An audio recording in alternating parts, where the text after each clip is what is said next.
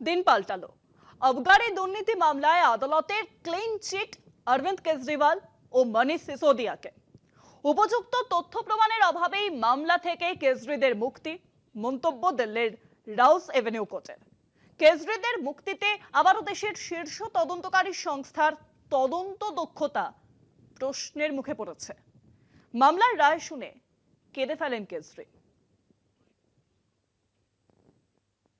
রাজধানীর রাজনীতিতে নয়া মোড়। আবগারি দুর্নীতি মামলায় বেকসুর খালাস অরবিন্দ কেজরিওয়াল ও মনীষ সিসোদিয়া।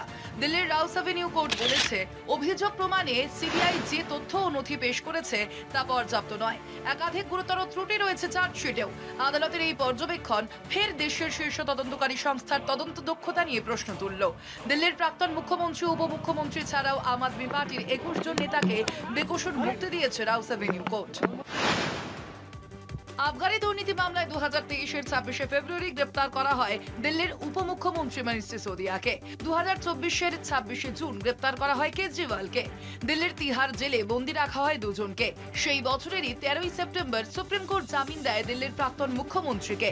2026-এর 22শে জানুয়ারি দিল্লির আদালত কেজরিকে ইডির দুটো মামলা থেকেই অব্যাহতি দেয়। আর 27শে ফেব্রুয়ারি ক্লিন চিট কেজরি ও মনীষকে।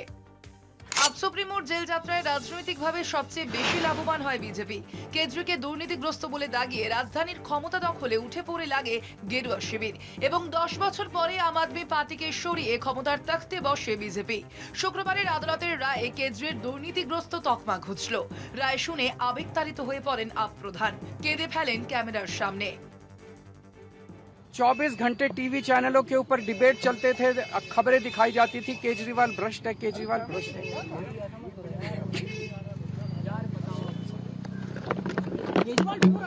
केजरीवाल भ्रष्ट नहीं है।